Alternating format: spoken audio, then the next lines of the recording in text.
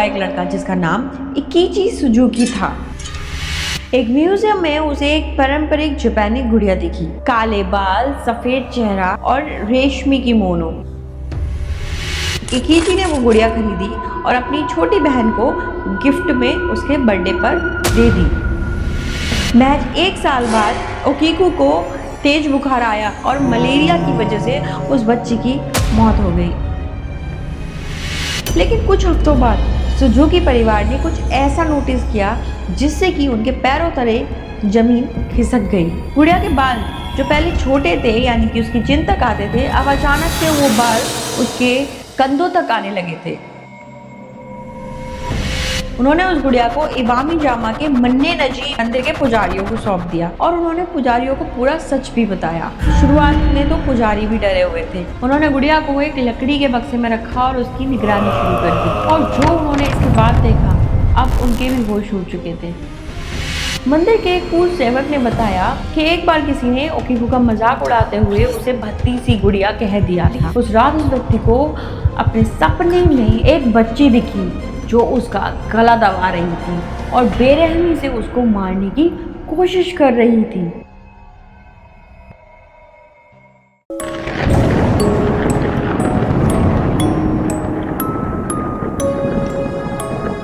Japan, उगते सूरज का देश। यहाँ की गलियां जितनी शांत हैं, यहाँ के मंदिर उतने ही गहरे रहस्यों को अपने अंदर समेटे बैठे हुए हैं। लेकिन होक्काइडो के मन्ने-निजी मंदिर में कुछ ऐसा है जो विज्ञान को चुनौती देता है और मजबूत से मजबूत कलेजे वाले इंसान को भी डरा देता है। एक लकड़ी की गुड़िया जो लगभग 40 सेंटीमीटर लंबी है। इसकी आंखें कांच की तरह काली और बेजान हैं। लेकिन इसमें कुछ ऐसा है जो इसे दुनिया की किसी भी गुड़िया से सबसे अलग बनाता है और वो है उसके बाल। जी हाँ, आप सही सुन रहे हैं, उसके बाल। ओकीकू डॉल बाल काटने के बावजूद भी उसके बाल वापस से बढ़ते हैं। ये महज कोई कहानी नहीं है, बल्कि इसे देखने के लिए दुनिया भर से लोग उस मंदिर में जाते हैं। जब इसे पहली बार खरीदा गया था तब इसके बाल सिर्फ चिन तक थे, लेकिन आज इसके बाल इसके घुटनों तक पहुंच चुके हैं। सोचिए, एक निर्जीव चीज जिसके अंदर ना खून है, ना मांस है, ना हड्डी है और ना ही सांसें, तो फिर उसके बाल एक इंसान की तरह आकर कैसे बढ़ सकते हैं? जापानी लोग मानते हैं कि इस गुड़िया के अंदर एक छोटी बच्ची यूरी यानी एक भटकती हुई रूह कैद है। क्या ये रूह अपनी मौत का बदला लेना चाहती है या फिर एक छोटे से खिलौने के जरिए इस दुनिया में अपनी मौजूदगी दर्ज करा रही है? आज के एपिसोड में हम जापान के सबसे खौफनाक सच Okiku the haunted doll of Hokkaido की तह तक जाएंगे। तैयार हो जाइए, क्योंकि ये कहानी आपको ये सोचने पर मजबूर कर देगी, क्या वाकई मौत सब कुछ खत्म कर देती है?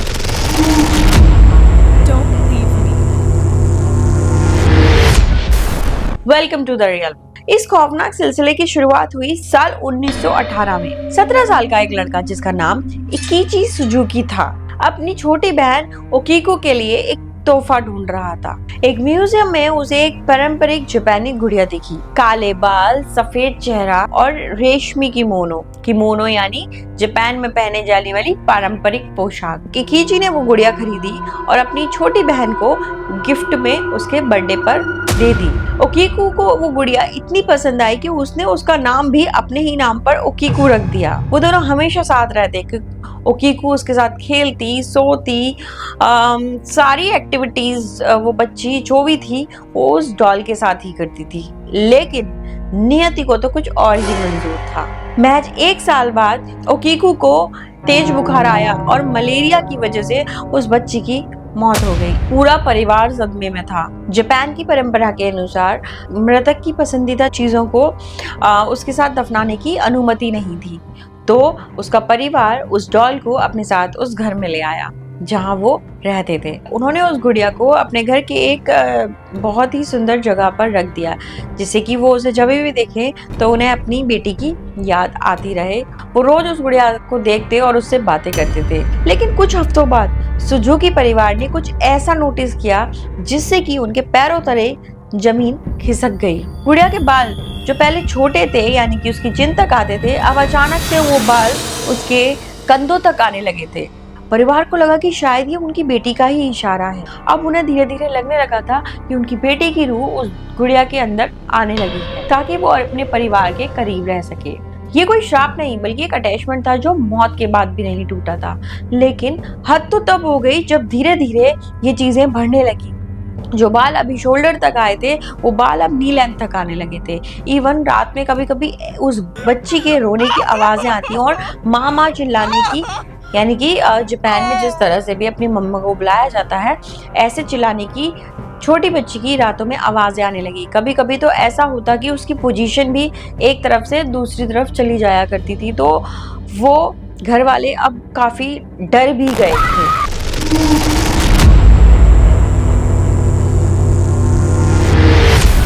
1938 में सुजुकी परिवार को अपना घर छोड़कर जाना पड़ा। वो जानते थे कि ओकीको को अपने साथ नहीं ले जा सकते थे क्योंकि उसके साथ बहुत सारी ऐसी घटनाएं भी होने लगी थी जो कहीं और शिफ्ट होने में उन्हें प्रॉब्लम क्रिएट कर सकती थी।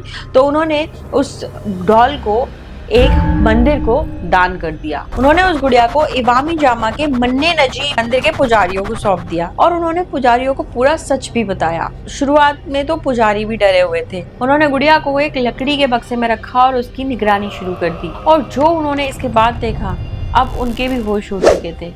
गुड़िया के बाल वाकई में दिन ब दिन बढ़ते जा रहे थे और तो और उस डॉल के बाल बढ़ने के साथ साथ डॉल के बालों का कलर भी चेंज हो रहा था। इवन जैसे एक ह्यूमन के बाल होते हैं वो बाल कुछ ऐसे ही लगने लगे थे, ना कि वो किसी डॉल के जैसे बाल होते हैं वैसे थे। अब बात करते हैं साइंटिफिक एनालिसिस, क्या कहता है इस पे, साइंस क्या कहती है। जब इस बात की चर्चा पूरी दुनिया में फैली तो जापान की कुछ लैब ने ओकीको के बालों का सैंपल टेस्ट किया। जो रिजल्ट सामने आया उसने पैरानॉर्मल रिसर्च की दुनिया में तहलका मचा दिया। फॉरेंसिक टेस्ट में ये साबित हुआ कि ओकीको के बाल ह्यूमन हेयर है। ये किसी प्लास्टिक या रेशम के धागे के नहीं थे बल्कि असली इंसान के बाल थे। अब यहाँ सबसे डरावनी बात यह है कि जापान के कुछ लोक कथाओं के एक्सपर्ट्स का कहना है कि अगर आप ओकीको के मुंह के कुछ करीब जाएंगे और ध्यान से देखेंगे तो शायद आपको उसके दांत भी धीरे धीरे बढ़ते हुए दिखाई देंगे। और हाँ, वो दांत बिल्कुल एक छोटे बच्चे के दांतों जैसे दिखाई देते हैं। तो अब बात यह है कि क्या एक लकड़ी का बेजान ढांचा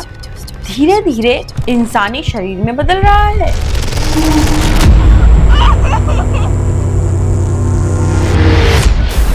मन्ने नजी मंदिर के पुजारी बताते हैं कि अक्सर रात के समय जहाँ पे ओकीको डॉल को रखा गया है, अक्सर वहां से कुछ एक छोटी बच्ची की हंसने या कभी कभी रोने की आवाजें आती हैं। इवन कभी कभी तो जब सुबह उस जगह पे देखा जाता है तो उस डॉल के जो ड्रेस है वो भी कभी कभी डिसअरेंज होती है, जैसे कि किसी ने उसके साथ रात भर खेला हो। कई भक्त जो मंदिर में प्रार्थना करने आते हैं वो दावा करते हैं कि ओकीको की आंखें उनका पीछा कर रही हैं। आप कमरे के किसी भी कोने में खड़े हो, आपको ऐसा महसूस होगा कि वो काली कांच जैसी आंखें सीधे आपकी रूह में झांक रही हैं। अब जैसे कि मैंने लास्ट वीडियो बनाई थी Robert the doll. Robert the doll की तरह ओकीको एग्रेसिव नहीं है, लेकिन इसकी एनर्जी बहुत ही हैवी और उदासीन है। वो एक छोटी बच्ची की रूह है जिसे शायद ये अभी तक पता भी नहीं है कि उसकी मौत हो चुकी है। वो शायद आज भी अपने उस भाई का इंतजार कर रही है कि वो आज भी उसके पास आएगा और आकर उसे अपने गले से लगा लेगा। लेकिन एक चेतावनी हमेशा दी जाती है, ओकीको का अपमान करना या उसके बालों को उसकी इजाजत के बिना छूना बहुत भारी पड़ सकता है। मंदिर के एक पूर्व सेवक ने बताया कि एक बार किसी ने ओकीको का मजाक उड़ाते हुए उसे भद्दी सी गुड़िया कह दिया था। उस रात उस व्यक्ति को अपने सपने में एक बच्ची दिखी जो उसका गला दबा रही थी और बेरहमी से उसको मारने की कोशिश कर रही थी। जब उसकी आंख खुली तो वो मंदिर आया और उसने अपनी इस गलती के लिए प्रार्थना की, क्षमा याचना की और उसके बाद से ही उसकी सुबह तबीयत भी ठीक हुई, जो कि उस सपने को देखने के बाद खराब हो चुकी थी।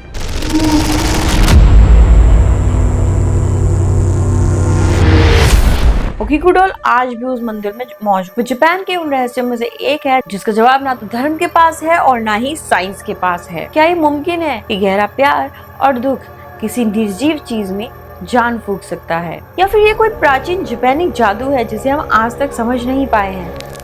लेकिन इससे पहले कि जो मैंने वीडियो बनाई है रॉबर्ट द डॉल उसको आप क्या कहेंगे? अगर आपने वो वाली मेरी वीडियो नहीं देखी है तो go and watch the full video of the robot doll.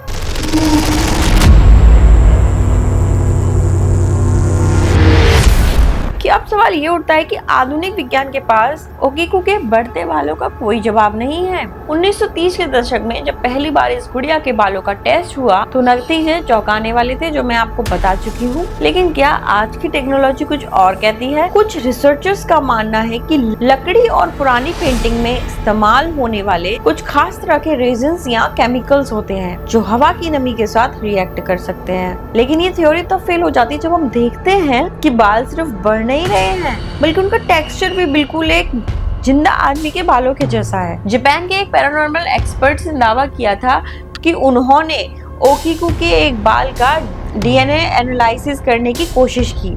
हालांकि मंदिर के पुजारियों ने इसकी अनुमति बहुत ही मुश्किल से दी थी, लेकिन जो शुरुआती नतीजे आए उन्होंने सबको सुन्न कर दिया। बालों में वही न्यूक्लियस स्ट्रक्चर पाया गया जो एक जिंदा इंसान के बालों में होता है। इसका मतलब क्या है?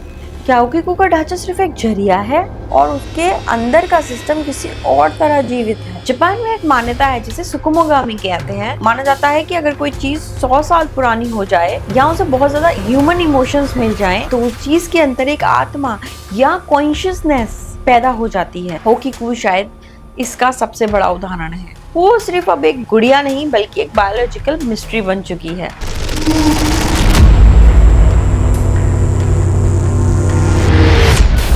ओकीकू अकेली नहीं है। जापान में हिना मत्सुरी मनाया जाता है जहाँ सुंदर गुड़िया को सजाया जाता है। लेकिन इन्हीं के बीच छुपी होती हैं कुछ ऐसी गुड़िया जिन्हें निन्गयो कहा जाता है और जिनके साथ अजीबोगरीब हादसे हुए होते हैं। एक मशहूर किस्सा है क्योतो के एक पुराने घराने का। वहाँ एक पुश्तैनी गुड़िया थी जिसकी आंखें रात में चमकती थी। घर के नौकरों ने बताया कि उन्होंने कई बार गुड़िया को अपनी जगह से हटकर फर्श पर बैठे देखा है। जापानी संस्कृति में ऐसी गुड़िया को बाहर फेंक देना मतलब कि मौत को सीधे दावत देने जैसा होता है। यही वजह है कि जापान में डॉल फ्यूनरल्स निकाला जाता है, यानी कि जब कोई गुड़िया पुरानी हो जाती है या फिर परिवार को लगता है कि उसमें कुछ अजीब है तो उसे कूड़े में नहीं फेंका जाता, उसे मंदिर ले जाया जाता है जहाँ पुजारी मंत्रों के साथ उसकी रूह को आजाद कर देते हैं और फिर उसे जला दिया जाता है। सच में कितना अजीब लग रहा है ना ये सब सुन के कि क्या डॉल्स के साथ ये सब भी होता है। जी हाँ, मैं आपको अपने इस चैनल पे ऐसी ऐसी बातें बताने वाली हूँ जो शायद आपने आज से पहले कभी नहीं सुनी होंगी। तो अगर अभी तक आपने मेरा चैनल सब्सक्राइब नहीं किया है तो जल्दी से जाके सब्सक्राइब कर लो गाइज। आपको बहुत कुछ अच्छा मिलेगा सुनने के लिए, और अगर नहीं करोगे तो छूट जाएगा। तो चलिए आगे बढ़ते हैं। लेकिन ओकीकू के साथ कभी भी ऐसा नहीं किया गया था क्योंकि पुजारियों का मानना था कि ओकीकू के अंदर कोई बुरी रूह नहीं थी, बल्कि अपने मौत के उस पल में रुक गई थी जहां उसे अपने भाई के प्यार की सबसे ज्यादा जरूरत थी।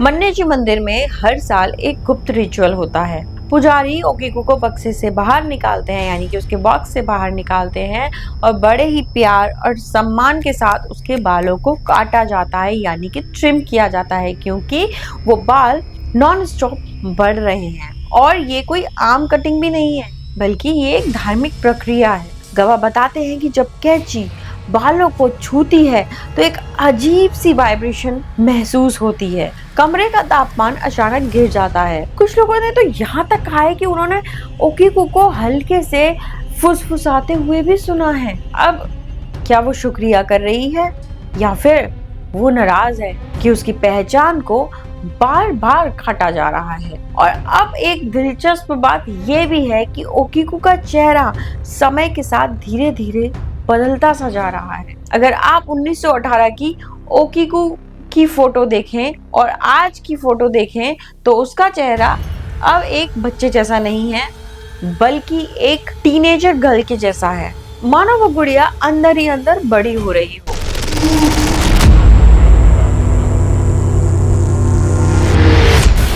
रॉबर्ट द डॉल और ओकीकू एक दुनिया के इस कोने में है और दूसरा उस कोने में। रॉबर्ट नफरत और गुस्से का प्रतीक है, क्योंकि उसे बनाया ही वैसे गया था। लेकिन ओकीकू प्यार और अधूरेपन की मिसाल। लेकिन दोनों में एक ही समानता है, दोनों ने इंसानी समझ की सीमाओं को तोड़ दिया है। ओकीकू की कहानी हमें याद दिलाती है कि हमारे आसपास की चीजें शायद उतनी बेजान नहीं है जितना कि हम उन्हें समझ रहे हैं। जो प्यार हम उन्हें देते हैं या फिर जो दुख हम उनके साथ बांटते हैं, वो उनमें एक जान सी फूंक सकता है। मन्ने जी मंदिर की वो गुड़िया आज भी इंतजार कर रही है। शायद एक दिन उसके बाल बढ़ना बंद हो जाए, शायद एक दिन उसकी रूह को शांति मिल जाए, लेकिन तब तक वो कांच के पीछे से हमें ये बताती रहेगी कि रूहें कभी मरती नहीं है, वो बस नए ठिकाने ढूंढती रहती है। अगर आपके आसपास भी कोई गुड़िया है तो थोड़ा सा संभल कर। आपको ये कहानी कैसी लगी मुझे कमेंट सेक्शन में जरूर बताइएगा। मैं फिर से एक और नई किसी कर्ज डॉल के ऊपर या फिर किसी कर्ज मंदिर के ऊपर या फिर जो आप बोलेंगे उसके ऊपर कहानी लाने के लिए बिल्कुल तैयार हूँ। मुझे कमेंट सेक्शन में बताइएगा कि आप क्या चाहते हैं। मैं मिलती हूँ आपसे नेक्स्ट एपिसोड में एक नई कहानी के साथ। तब तक अपना ध्यान रखिए और इन गुड़ियाओं से बच कर रहिए। Goodbye, stay safe, stay curious.